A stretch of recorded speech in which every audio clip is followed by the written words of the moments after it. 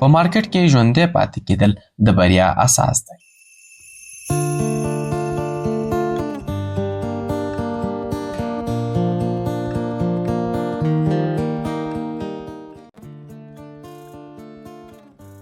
اجازه راکړه یو څه درته ووایم. دا هغه څه دي چې ما څخه یې کلونه وخت ونیو چې پرې پوه شم. خو کله چې مې درک کړه هر څه بدل شول. ډېر ټریډران فکر کوي چې بریالیتوب په سم سیټ اپ موندلو کې یا د کوم خاص چارټ پیټرن په ماسټر کولو کې یا هم د کوم پټ تخنیک په زده کولو کې چې مسلکي کسان پرې پوهېږي. خو اصلي خبره دا ده چې بریالیتوب په دې ځای کې نه دی. په ټریډینګ کې اصلي بریالیتوب له دې ځای څخه راځي چې خپل ذهن درک کړو او په ځانګړي ډول دا چې پوزیشن سایز ستا د روښانه فکر کولو پر وړتیا څه اغېز لري، ستا پر احساساتو څه تاثیر لري. ما لسګونه کاله کار کولو سره بریالي ټریډران، ستونزو سره مخ ټریډران او ځینې ډېر ځیرک او هوښیار ټریډران ولیدل چې ناکام شول او ځینې عادي کسان چې بریالي شول.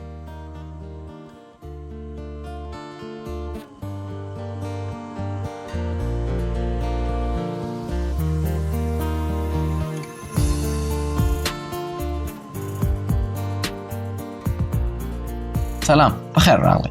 زه عنایت الله قاسمي یم.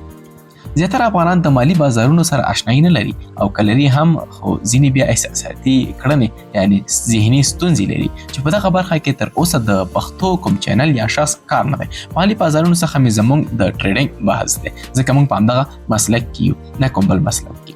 اوس د پښتو کوم چینل په دغه برخه کې نشته دی یا هم کوم شخص دغه برخه ته کار نه دی کړی. ما دغه کمی محسوس کړو ځکه ما هم همدغه ستونزې لرلې. لومړی مې په مارکیټ کې ژوندي پاتې کېدل د بریا اساس دی. تر عنوان لاندې دوه مختلف پاډکاسټونه جوړوم چې لومړی برخه یې همدغه ده چې ته یې اوس اورې. دغه پاډکاسټونه د مختلف ریسرچونو په خاص ډول د مایک ډاګلاس د کتاب څخه راغلي درسونه دي چې زه به تاسو ته په پښتو کې در واورم. هیله ده چې زموږ ملاتړ وکړئ او تر پایه راسره اوسئ.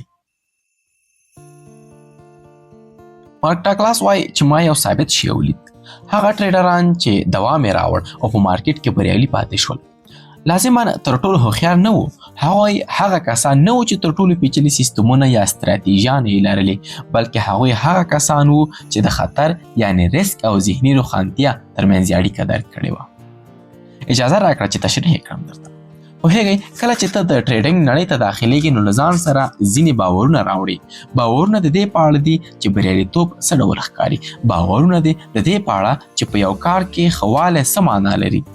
په ژوند کې موږ اکثره وخت داسې زده کړي وي چې څومره سولی وي هغومره ښه وي. مثلا زه تاسو ته یو څو مثالونه درکوم چې تر څو پرې ښه پوه شوئ. لوی معاش یعنی ښه بریالیتوب، لوی کور یعنی ښه ژوند، لوی کاروبار یعنی ډیر قدرت، ډیر کار یعنی ډیرې پایلې. نو متوجه یاستئ زموږ ذهن عادت شوی چې لوی د ښه سره وتړي. زیات کوښښ مساوي دی له زیاتو پایلو سره. هوښیارتیا ته باید انعام ورکړل شي. سخته خواري باید نتیجه ورکړي. نو همدا باورونه زموږ په وجود کې ژور نښتي دي. نو کله چې موږ ټریډینګ ته داخلیږو په طبیعي ډول دا فرض کوو چې همدا اصول دلته هم عملي کیږي. موږ فکر کوو چې لوی ټریډرونه معنا لرونکي وي، چې موږ ډیر متعهد یو، ډیر باوري یو او د پیسو ګټلو په اړه ډیر جدي یو. موږ ډیر کوشش کوو.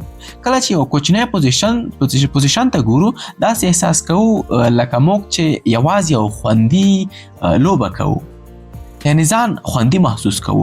موږ رښتیا هڅه نه کوو، موږ ډارن یا کمجراته یو. ځان ته دا فکر ورکوو. او کله چې یو لوی پوزیشن ته ګورو نو ځان ځواکمن احساسوو. احساس کوو لکه موږ بالاخره داسې کار کوو چې مهم وي، لکه دا ټریډ کولی شي زموږ اکاونټ بدل کړي، زموږ ژوند بدل کړي. ځان خوښ احساس کوو. خو ستونزه دلته ده مارکیټ ستا پر احساساتو هیڅ پروا نه لري، ستا پر باور هم پروا نه لري او نه ستا هڅې هوښیارتیا ته او ژمنتیا ته انعام درکوي. په دې پوهېږي چې مارکیټ یوازې د احتمالاتو له مخې حرکت کوي او ستا دنده دا ده چې ځان له همدې احتمالاتو سره برابر کړي. نه دا چې څه ثابت کړي، نه دا چې کومه اعلامیه وکړي، بلکې دا چې خپله برتري، خپله ستراتیژي بیا پرته له احساساتي مداخلې څخه عملي کړي. یعنی احساسات پکې رانه ولي، احساسات پکې عملي نه کړي او ناکامۍ او ویره او لالچ ونه مني. مداخله او بدلونونه له احساساتو راځي او احساسات هغه وخت را پیدا کیږي کله چې ریسک ستا د عصبي سیستم د زغملو ډیر لوی وي، یعنی ستا سټاپ لاس لوی وي. اجازه راکړه درته تشریح کړم چې ستا په ذهن کې څه پیښیږي کله چې ته داسې ټریډ واخلې چې ستا لپاره ډیر لوی وي. په پیل کې کیدای شي ته ځان خوشحاله او انرژي لرونکی احساس کړې، لکه مخکې مې چې وویل دا هغه ټریډ دی چې بدلون به راولي. خو بیا مارکیټ حرکت کوي، کیدای شي لکه ستا خلاف لاړ شي یا کیدای شي ستا د ګټې په لور لاړ شي، خو بیا بیرته راښکته شي او ناڅاپه ستا د وجود دننه یو څه بدلیږي. ستا ساه اخیستل بدلیږي، تمرکز دې تنګیږي، ته هر ټیک ته کتل شروع کوي، هر شمع یا کیندل ته په جداګانه ډول کتل، هر حرکت درته داسې ښکاري لکه چې ستا په اړه څه وایي، ستا په اړه خبرې کوي، ستا په اړه غږیږي. دا نور ټریډینګ نه دی، دا د ژوندي پاتې کېدو حالت دی. ستا مغز یو ګواښ پیژندلی دی، خو نه فزیکي ګواښ، بلکې ستا د امنیت احساس ګواښ، د ځان احساس، د دې احساس چې هر څه سم دي. او کله چې مغز د ژوندي پاتې کېدو حالت ته داخليږي نو نور منطقي نه پاتې کېږي، نور قواعد نه تعقیبوي، د ویرې او بیړني حالت پر اساس فیصله کوي. نو بیا ته داسې فکرونه پیل کړې ما باید ګټه اخیستی وای کله چې موقع مې درلوده، یعنی هغه وخت چې زما مارکیټ په نیمایي ګټه کې و، زه دا ټریډ له لاسه نشم ورکولی. کیدای شي زه خپل سټاپ یو څه بدل کړم، کیدای شي اوس ووځم مخکې له دې چې حالات خراب شي. دا فکرونه په هغه وخت کې منطقي ښکاري او فکر کوي چې زه هوښیار یم، زه پوه یم، زه ځان خپل ساتم، زه ځان ساتنه کوم او سم تصمیم نیولی شم. دا هغه څه دي چې هغه وخت کې ته فکرونه کوي، خو دا واقعا منطقي نه دي.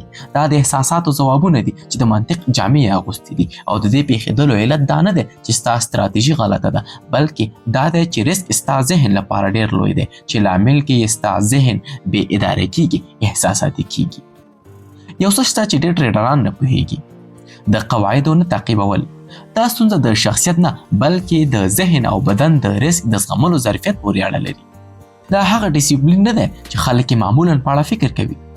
دا د دې په اړه دی چې آیا ستاسې عصبي سیستم دومره خوندي احساس کوي چې تاسو ته اجازه ورکړي قواعد تعقیب کړئ که نه؟ کله چې تاسو آرام یاست قواعد تعقیبول اسانه وي، تاسو پوهیږئ څه باید وکړئ، تاسو پر سیستم باور لرئ، تاسو په خپله ستراتیژي باور لرئ، بې له ځنډه یې عملي کوئ. خو کله چې ویریږئ قواعد تعقیبول نږدې ناممکن کیږي، سختیږي، ځکه ویره منطق له منځه وړي. دا همغه ډول دی چې د ژوندي پاتې کېدو لپاره ډیزاین شوی دی، طرحه شوی دی. که تاسو د یو ښکارونکي لخوا تعقیب کیږئ، متوجه یاستئ؟ که تاسو د یو ښکار کوونکي لخوا تعقیب شئ، تاسو ورته ودرېږئ او د دې په اړه فکر کوئ چې غوره ستراتیژي کومه ده. نه، داسې نه کوئ. تاسو څه کوئ په دې حالت کې؟ بیا درته وایم، که تاسو د یو ښکار کوونکي لخوا تعقیب شئ، تاسو څه کوئ په دې حالاتو کې؟ منډه وهئ، خبرګون ښئ او هر هغه څه کوئ چې په هغه شیبه کې د ژوندي پاتې کېدو لپاره اړینه ښکاري. او کله چې ستا د پوزیشن اندازه ډېره لویه وي، ستا مغز تاواني ټریډ د یو ښکارونکي په څېر تفسیر کوي. ته په دا وخت کې د ستراتیژۍ ښه والی نه ګورې، ته ډراډاون ته یعنی د خطر په توګه ګورې. ډراډاون تاوان یعنی کله چې ستا اکاونټ له خپل لوړ حد څخه راښکته شي او بیا ستا د پریکړو کنټرول اخلي تر څو تا محفوظ وساتي. همدا دلیل دی چې ټریډران بیا همغه تېروتنې کوي، ځکه چې هغوی نه پوهیږي څه سم دي، ځکه چې هغوی په داسې حالت کې ټریډ کوي چې مغز اجازه نه ورکوي ښه عمل وکړي.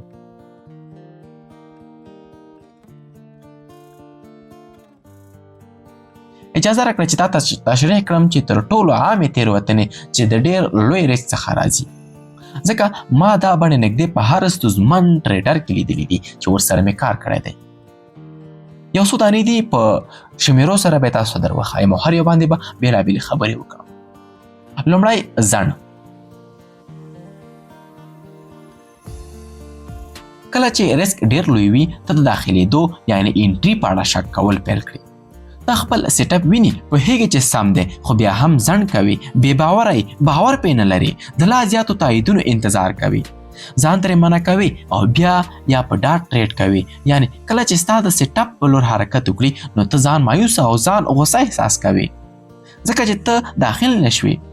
بیا ځان سره ژمنه کوي چې بل به خامخا واخلم، خو بل ټریډ هم خطرناک ښکاري، نو بیا هم ځنډ کوي. یا تر دې هم بدتر ته ناوخته داخليږي، وروسته له دې چې غوره داخلېدو یعنې انټري نقطه له منځه تللې وي او بیا سټاپ آوټ کېږي. دا یو ډېر خراب دور رامنځته کوي. ته نور پر ځان باور نه لرې، په ډاډ سره اجرات نشي کولی او پایلې دې خرابېږي. خپل استراتیژي باور یا ایمان نه لري. دا نه چې استراتیژي بده ده، بلکې ویره ستا د وخت ټاکنه کنټرولوي.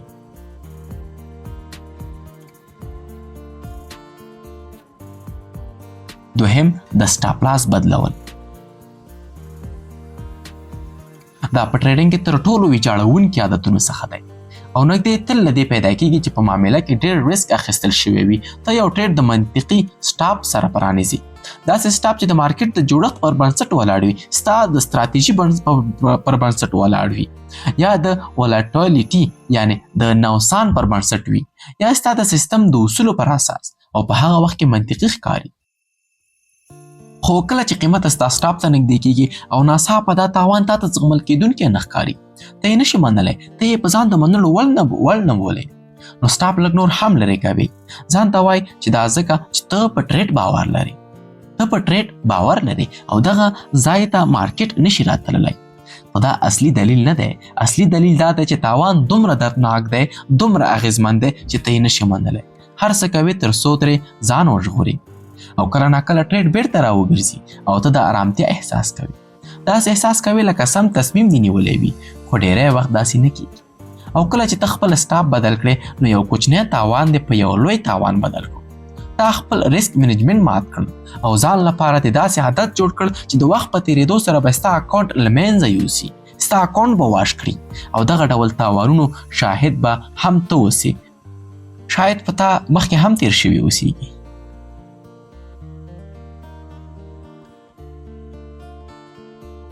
دریم ته راځو، ګټونکي ټریډونه ژر بندول.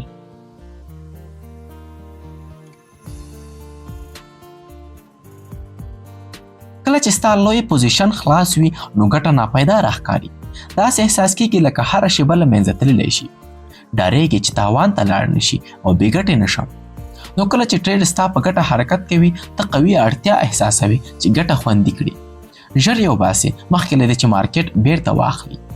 نو ته ډېر ژر له مارکیټ څخه وځي او ته ګورې چې ټریډ تا څخه بغیر همداسې دوام کوي او ته مایوسي احساسوي.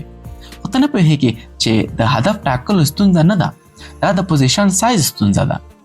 که پوزیشن کوچنی وای، تا به دا بیړنی احساس نه درلود، تا به پرېښودو چې ته روان وي. ستا ډایرکټ ساحې یعنې ټارګټ ساحې وبخئ، ستا ټارګټ ساحې پورې به دا مارکیټ پرېښی و چې لاړ شي. ستا برتري یا کامیابي خپله نتیجه ورکوله، تر څو چې تا صبر کړی وی، تا استقامت کړی وی، تا پرېښی وی چې مارکیټ ستا د ټارګټ ساحې پورې تللی وی. ځکه ستا پوزیشن لوی و، تا یې توان نه درلود، ته ډارېدلې چې شاید بیرته راشي، واپس زما سټاپ لاس ووهي یا زه د دغې ګټې څخه محروم شم.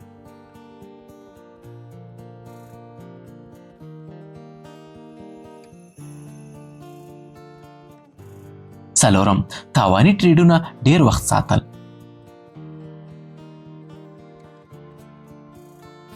دا ښایي تاسو ته متضاد ښکاري، ګټه ژر بندول او تاوان اوږد ساتل. خو په حقیقت کې همغه ستونزه ده. کله چې ټریډ ستا خلاف ځي او تا ډېر ریسک اخیستی وي، ته کنګل کېږي، یعنې ستا ذهن او بدن د ډېر ریسک له امله په ځای پاتې کېږي. ته نشي کولی پرېکړه عملي کړي. ته هیله لرې چې بیرته به راوګرځي. ته ځان ته وایې چې دا یوازې لنډمهاله دی. ته خپل سټاپ له مخې ټریډ ساتي، ته د خپلو قواعدو سره سم ټریډ نه ساتي، ځکه چې تاوان منل لکه ناکامي داسې احساسوي. او کله چې بالاخره ټریډ بند کړې، تاوان ډېر لوی وي تر هغه څه چې باید تا منلی وای.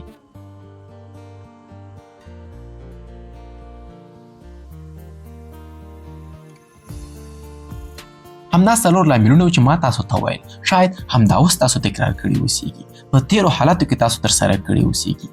شاید ځینو پرېښي وي او شاید ځینې لا هم تکراروي. شاید په راتلونکي کې تاسو ورسره مخ شئ. ټول دا تېروتنې له یو اصلي علت څخه راځي. پوزیشن ستا د ذهن لپاره ډېر لوی دی او ستا ذهن هڅه کوي چې تا ژوندی وساتي. کله چې ریسک ډېر لوی وي، ذهن د ویرې له مخې پرېکړې کوي، نه د قوانینو یا سیستم یا هم د ستراتیژي پر اساس. اوس اجازه راکړه درته ووایم چې څه پېښېږي کله چې ته د کوچني پوزیشن سره ټریډ کوې، په داسې اندازه چې تقریبا ډېر کوچنی ښکاري، په داسې اندازه چې ستا زړه پرې نه درځېږي. نو څه پېښېږي؟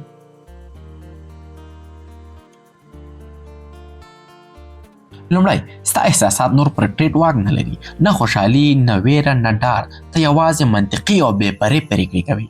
کله چې رسک کافي کوچنی وي ټریډ شخصي نه پاتې کیږي، یعنی ته یې د ځان عزت یا بریا سره نه تړې، یوازې یو عادي تصمیم وي، نه احساساتي موضوع. دا یوازې یوه بله جلا اجرا ده، یوه بله موقع چې ستا برتري یا کامیابي خپل ځان څرګندوي. ته ټریډ پرانیزې خو پرې وسواس نه کوې، یوازې هغه وخت یې ګورې چې اړتیا وي، ته یې د خپلو قواعدو له مخې اداره کوې، خو خپله هویت د هغې پایلې سره نه تړې. دا هغه حالت دی چې ښه ټریډینګ پکې رامنځته کیږي. دوهم، ته کولی شي خپل قواعد بې له داخلي کشمکش څخه تعقیب کړي. ستا سټاپ منطقي وي او ته یې درناوی کوې. ستا هدف یا ټیپي منطقي وي او ته یې پرېږدې چې مارکیټ ورته ورسیږي. ستا د داخلېدو معیارونه روښانه وي، ته یې بې له ځنډه عملي کوې. ستا په ذهن کې هیڅ غږ نه وي چې له تا سره بحث کوي، هیڅ احساساتي معامله نه وي، یوازې ارامه اجرا یا د معاملې ترسره کول. دریم، ته پرېږدې چې احتمالات خپله نتیجه ورکړي. دا تر ټولو مهمه برخه ده. ټریډینګ یو احتمالي لوبه ده، ستا برتري نه ده چې هر ټریډ ګټې کې وتړي. ستا برتري دا ده چې د څو ټریډونو په لړۍ کې ستا سیستم تر تاوان زیاتې ګټې تولیدوي. یعنې ستا وین ریټ د ټولو پوزیشنونو باید 1/2 یا له دې هم زیات وي. خو د دې برتري د کار کولو لپاره ته باید پرېږدې چې کار وکړي، وخت ورکړي. ته باید سیستم بیا له احساساتي مداخلې اجرا کړي، پرته له احساساتي مداخلې وبخښئ. او یوازینۍ لار دا ده چې په داسې اندازه ټریډ وکړي چې هر یو جلا ټریډ ډېر مهم نه وي. تمرکز دې باید پر یو ټریډ باندې نه وي، پر یوې برترۍ باندې نه وي، بلکې په کلي ډول باید تمرکز ولري. کله چې هر ټریډ یوازې د سلګونو یا زرګونو له ډلې څخه یو وي، نو ته د پایلې کنټرول کول پرېږدې. ته نور اړ نه یې چې حتما سم اوسي. ته نور پروا نه کوي چې دا ځانګړی ټریډ ګټې کبایلي. ته یوازې اجرا کوي، ته یوازې عمل ترسره کوي او ته پرېږدې چې شمیرې هغه کار وکړي چې هماغه لپاره جوړې شوي وي. ته په خپله ستراتیژي باور لرې.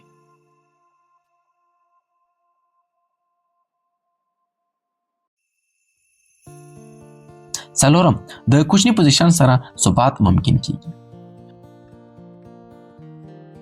کولی شي هر ورځ په یو شان ټریډ وکړي. ته کولی شي په آرام ذهن حاضر شي. ته کولی شي پرته له احساساتي فشار څخه عمل ترسره کړي. ته کولی شي داسې سابقه جوړه کړي چې د وخت پر ځای پر پروسې ولاړه وي، پر ستراتیژي ولاړه وي او د وخت په تېرېدو سره همدا ثبات وده کوي. دا نه چې ته لوی خطرونه اخلي، بلکې دا چې ته لویو تېروتنو څخه ځان ساتي.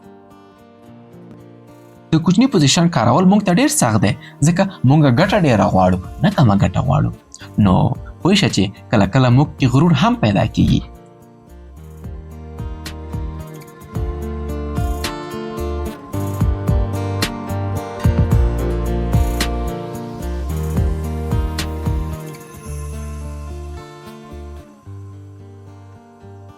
دا چې دغه پادکاسټ سایز ډېر لویږي، نو تاسو نه خوښوئ چې اوږد پادکاسټ واورئ.